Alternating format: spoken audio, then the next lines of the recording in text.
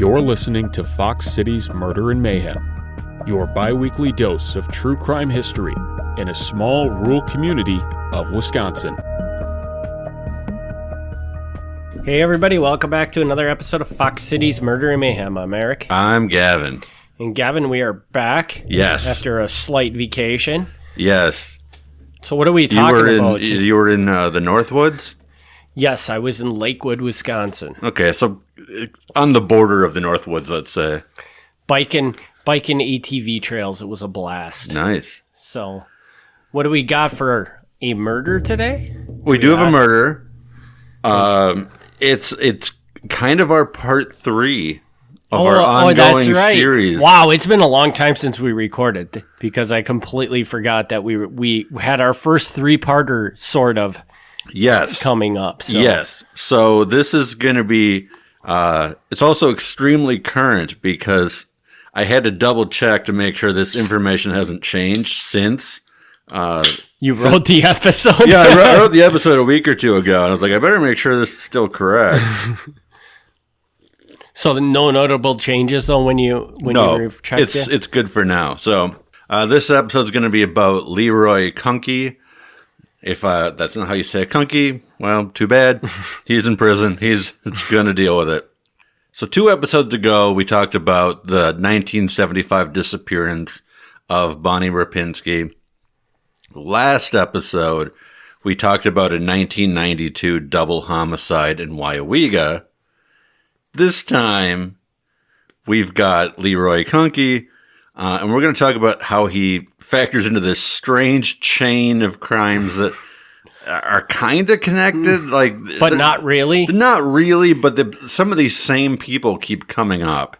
And we're also going to go a lot more recent than normally. I'd have my 50-year rule, which would now be 1975. This is going to go way more recent than that.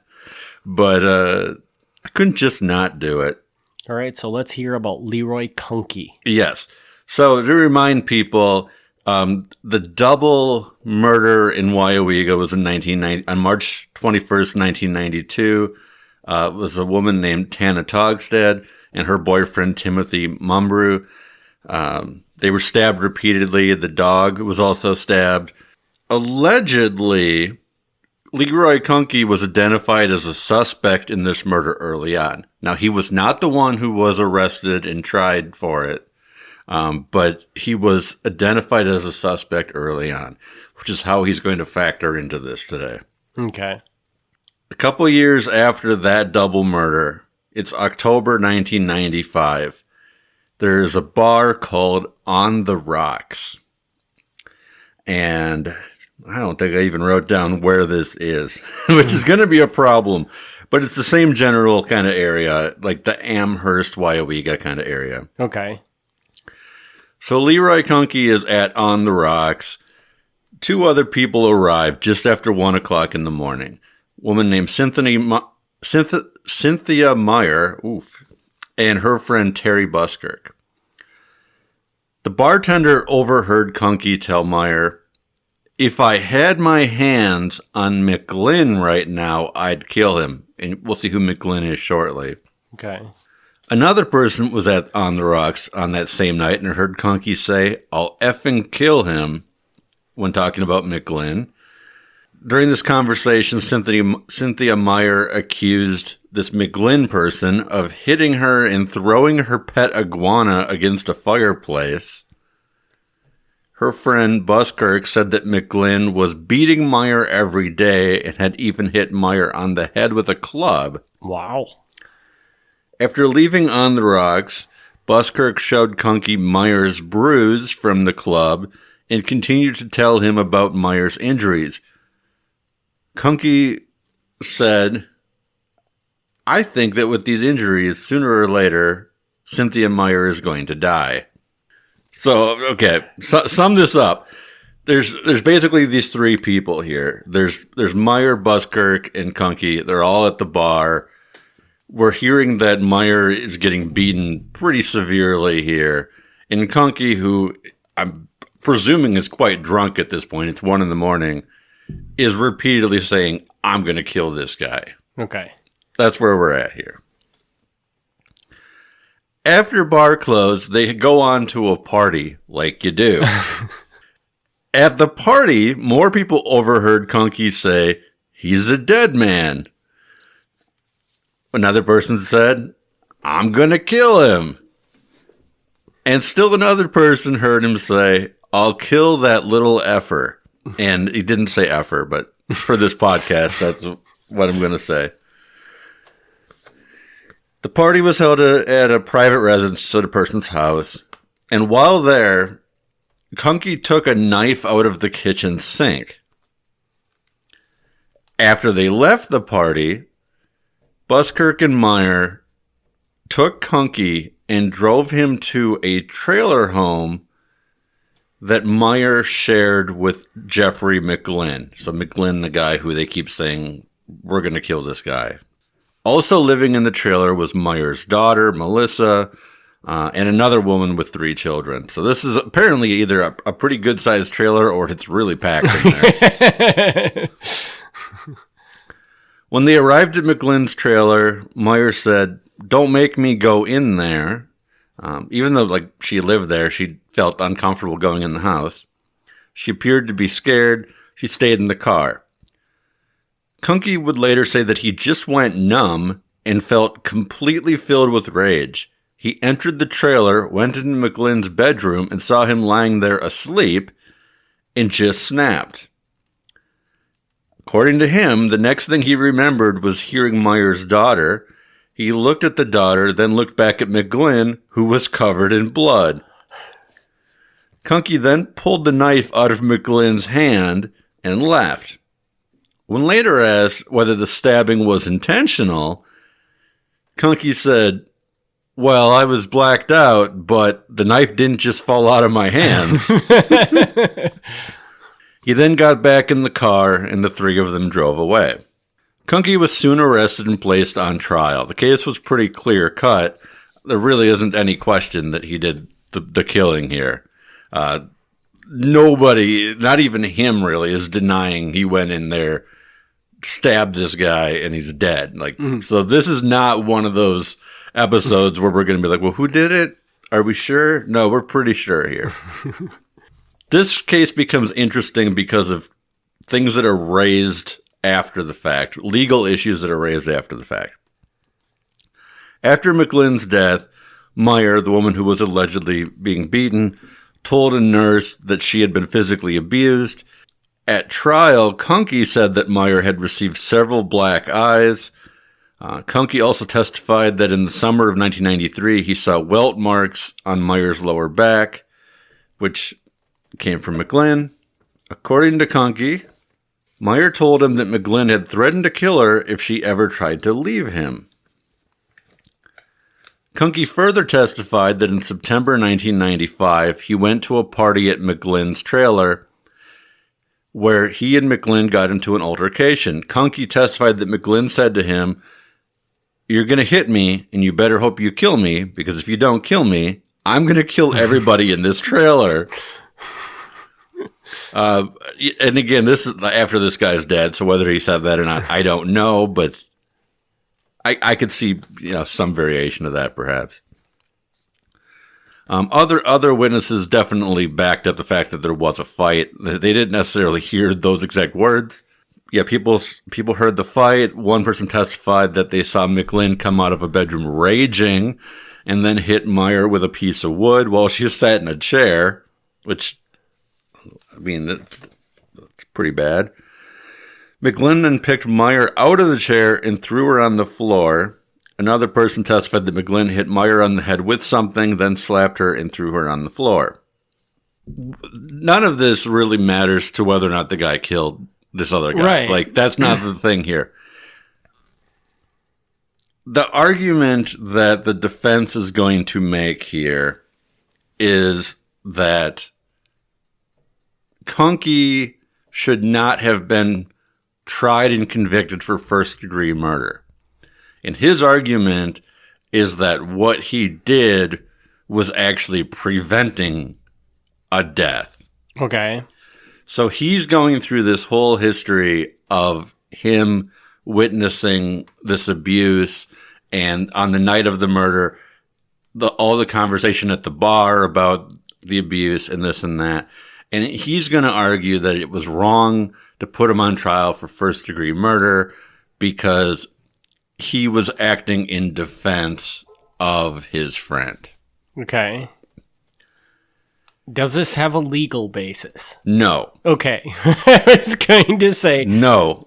I will tell you, this was an argument that they raised, and obviously, like, if you're going on trial for murder and you know if you lose, you're spending your life in prison, you're going to try anything, you know. Mm-hmm. So I'm not faulting them for this attempt, but no.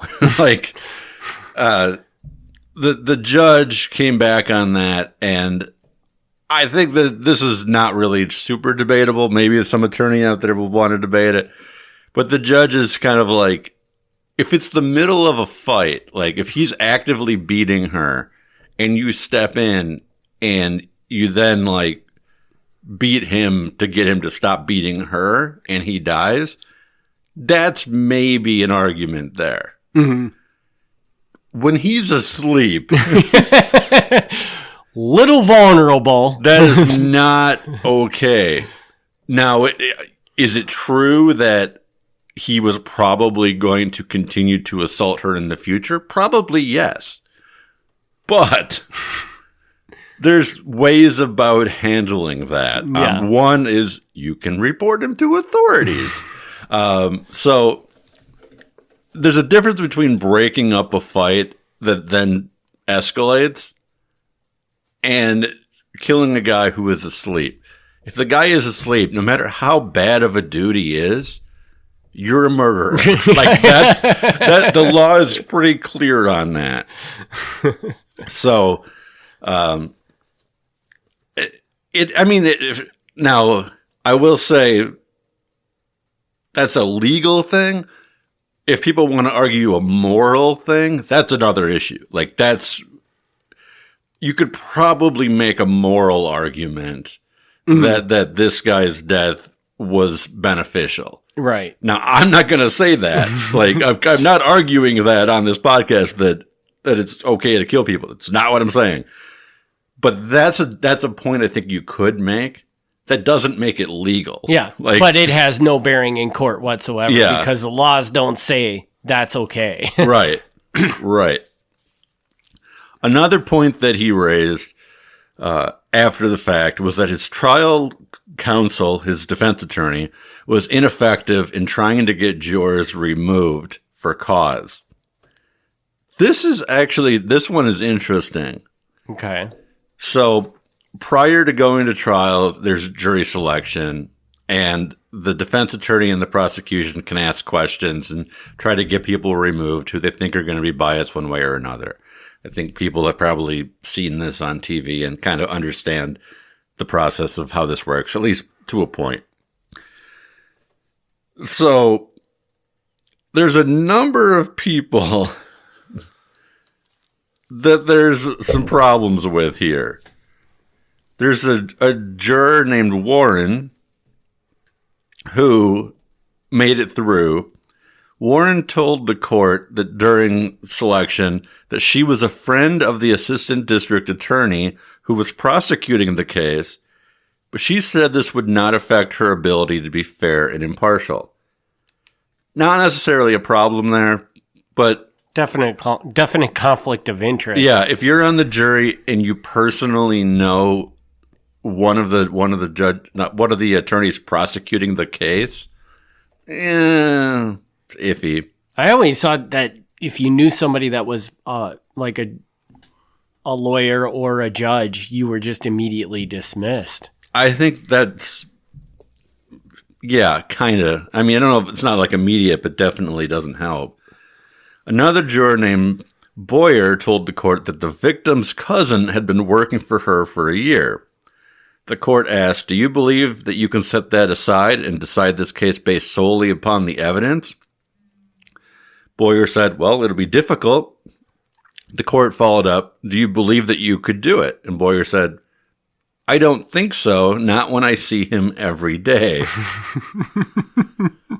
So, and they still let him on? Still let him on. So So this juror, not a direct connection, but the dead guy's cousin works with this person, and they clearly have said in the jury questioning that they already kind of have an opinion. Mm-hmm. Another juror named Schopfer indicated that she had talked about the case with someone who knows the victim's family. The court then asked her if she could set that aside and decide this case based solely upon the evidence. She responded, "I don't know. I have a strong opinion about it." Which isn't that bad, but she was let through.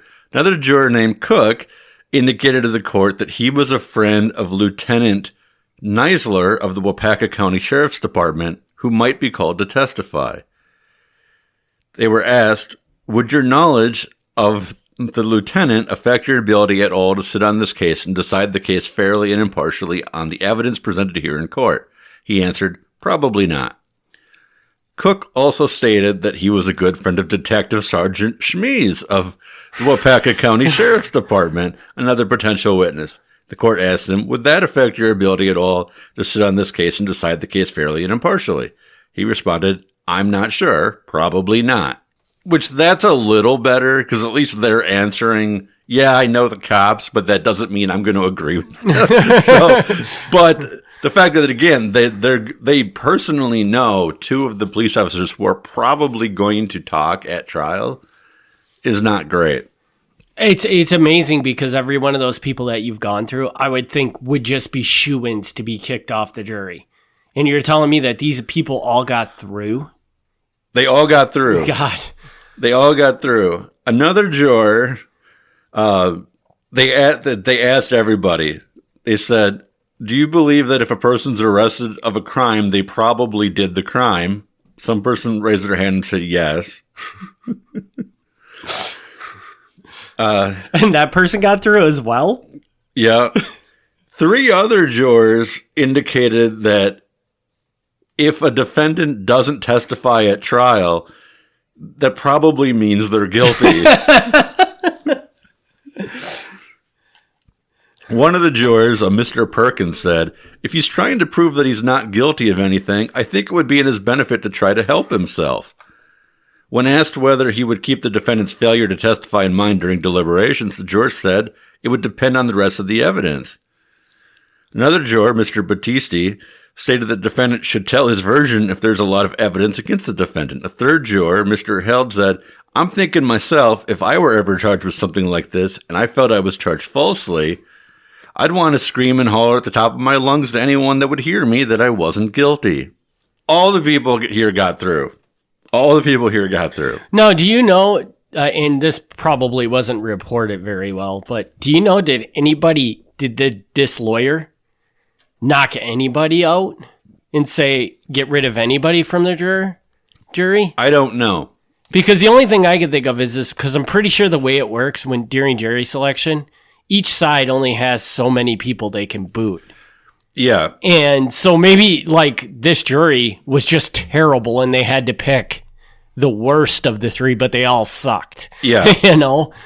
So I am not fully knowledgeable on the process myself, but as I understood the way this worked, they could do what they called peremptory motions to remove, which is like they'd like this person to be removed.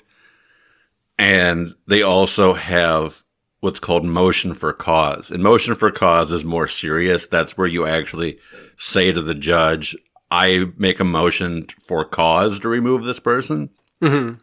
And the judge then can decide that that person's removed, and it doesn't really count as one of your personal strikes. It's like the judge actually saying, "Yeah, this is going to be a problem." Okay. So the killer here, Mr. Kuhnke, when he's appealing, this all comes up on appeal, he's complaining that the defense didn't do motion for cause, that some of these probably should have been raised to a higher level and got the judge involved. Mm-hmm. And I don't know. I mean, the appeals court was like, this was all, you knew all this at the time and you didn't do it. Like, that's on Mm-hmm. you. So whatever.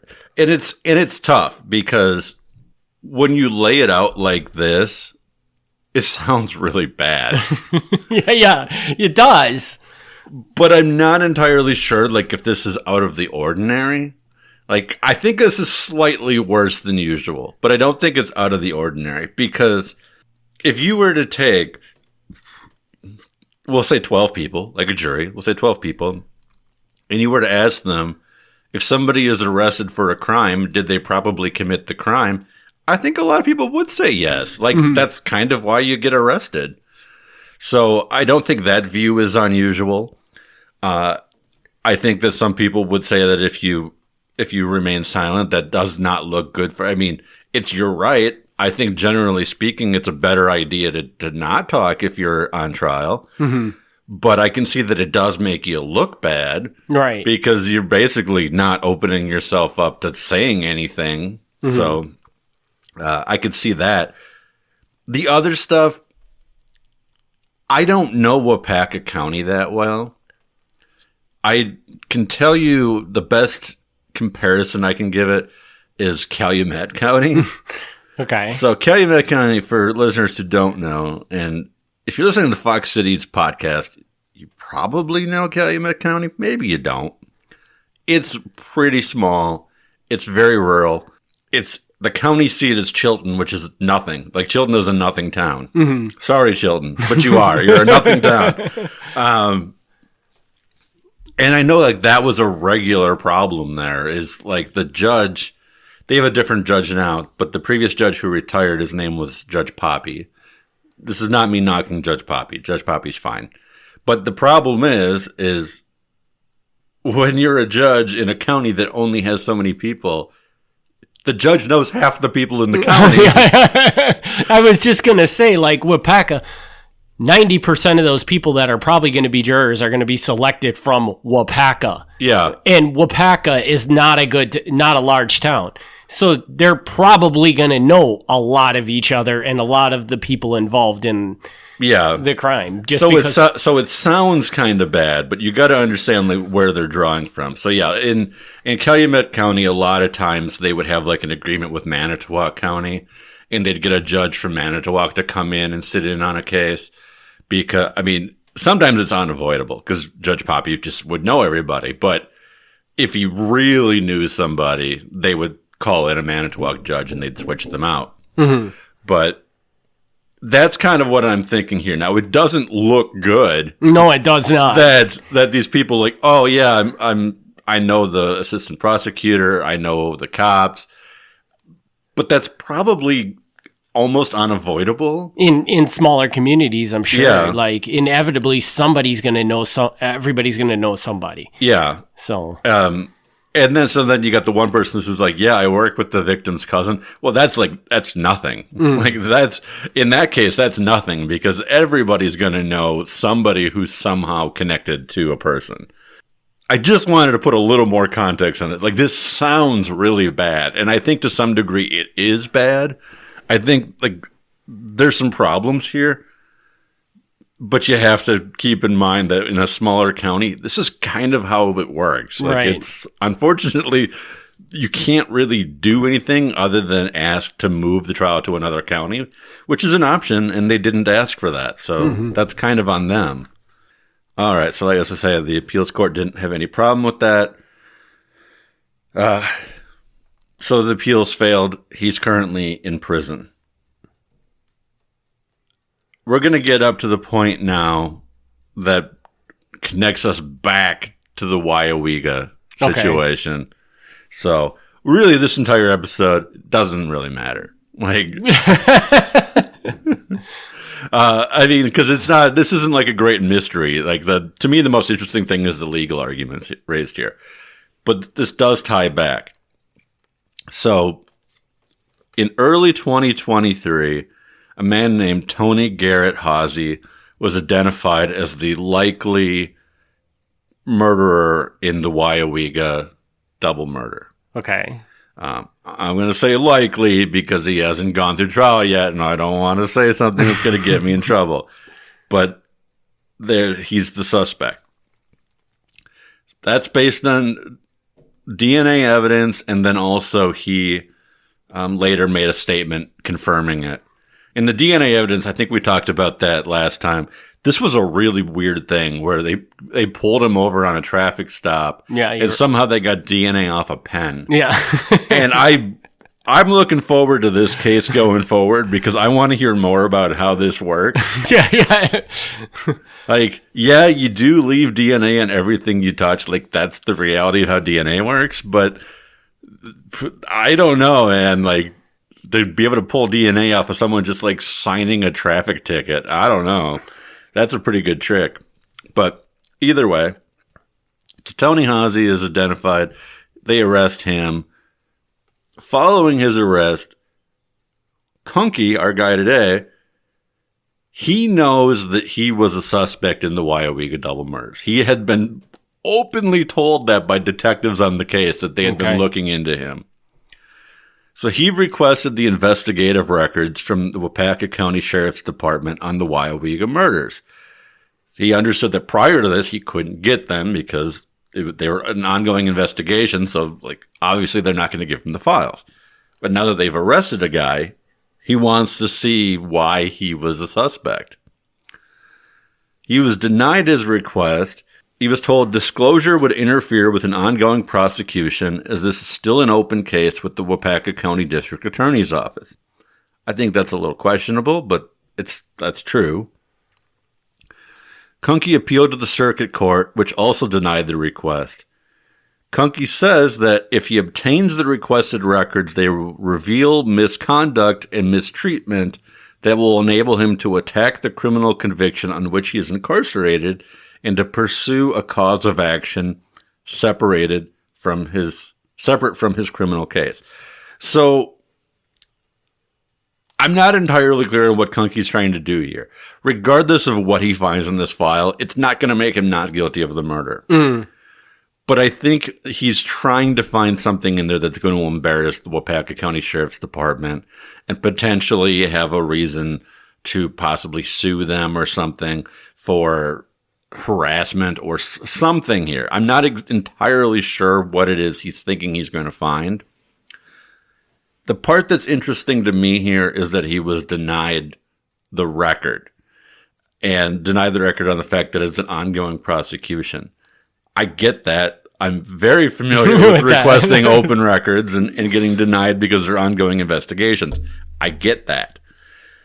I am a little confused about it being an ongoing prosecution because once you've gone from the investigation stage to the prosecution stage, I would think that would be public because they're going to turn all those records over to the defense anyway. It's all going to be available for the court.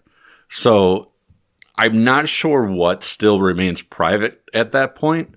Maybe he was just a little premature in asking because eventually that's all going to be available. Anyway, so the court turned him down. He appeals. The appeals court turns him down. They write, for informational purposes, the requester was deemed a prime suspect by Sheriff's Department investigators at the onset of the case, scrutinized over the years for the crime, was again the prime suspect in 2020, as revealed to him by the detectives in the case. So he was early on suspected, then later on they reinvestigated him as a prime suspect. Why, I don't know. I have no idea. But anyway, because the documents requested relate to the requester, the demand is proper, despite the fact that the requester is incarcerated. However, the court maintained the case was still active or ongoing, and therefore any request would be denied. I didn't know this prior to this episode, but apparently when you are in prison, your rights to request records are greatly reduced. But you can still request it if it has to do with you. If it relates to you, you can still request it. Okay. But apparently the general right to open records is greatly reduced. Right. Where this gets interesting is now Tony Haase, the other guy, the guy who did do the double murders, allegedly. Leading up to trial, Tony Haase makes a series of motions. He's trying to suppress statements that he made to the police. He's trying to suppress the DNA evidence. These have been denied. The court's denied this as recently as April 2025. He has appealed them. And those appeals are supposed to be decided very soon, which is why this episode, like, I had to double check to make sure things hadn't changed. Because he has 3 weeks scheduled for a jury trial in July 2025, which, as we record this, is coming up in like 3 weeks. Mm-hmm. This information could change even by the time people hear this episode. I don't know. But this is where this gets interesting. The Kuhnke request ties into Hazy, because Hazy is trying to get his statements to the police suppressed and the DNA suppressed. Okay. And so far he's failed. And the appeals, I would suspect, he'll probably fail on appeal too. But if he succeeds and it goes to trial, Kuhnke could be the guy who helps him out here.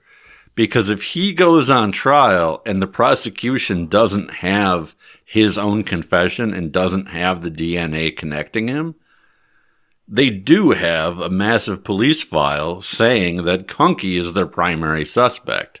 Oh. So, now that Kuhnke's been so vocal about how he's in these files, that could help Hazy. Because Hazy could use that as, I'm not the guy.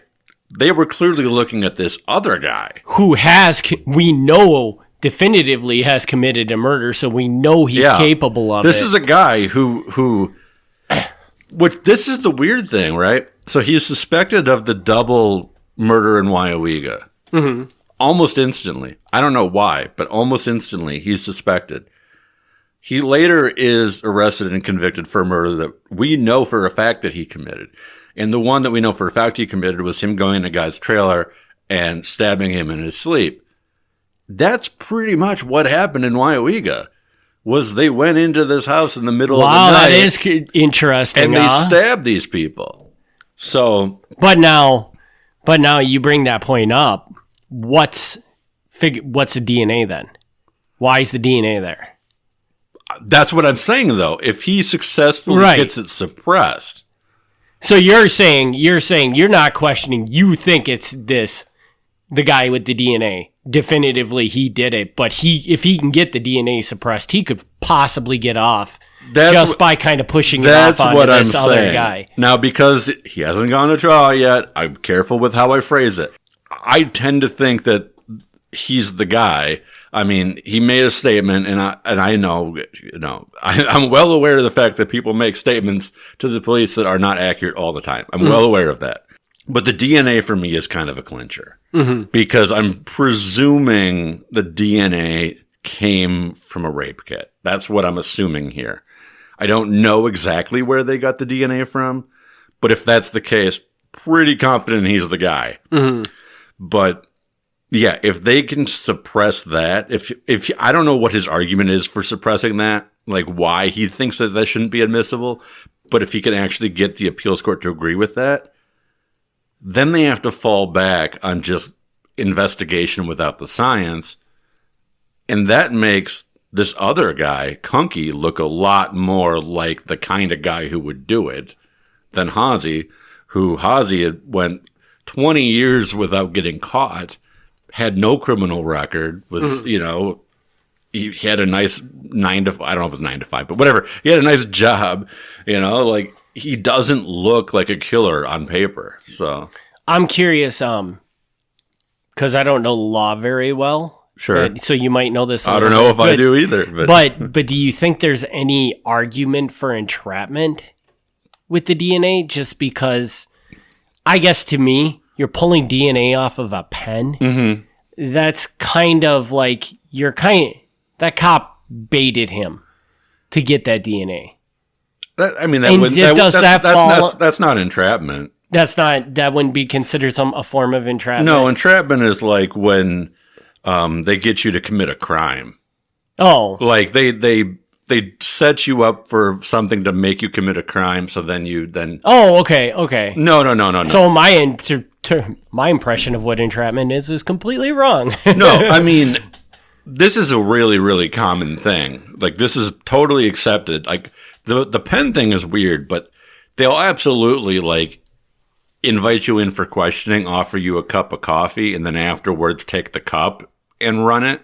Like, this is a totally normal investigative thing they did. That is so interesting that that's legal. Yeah. No, it absolutely is. Like, they're not going into your house and taking something. Like, it's something that you left behind. Yeah. You basically, it's like you've thrown it out. So what have you learned from Fox Cities Murder and Mayhem today?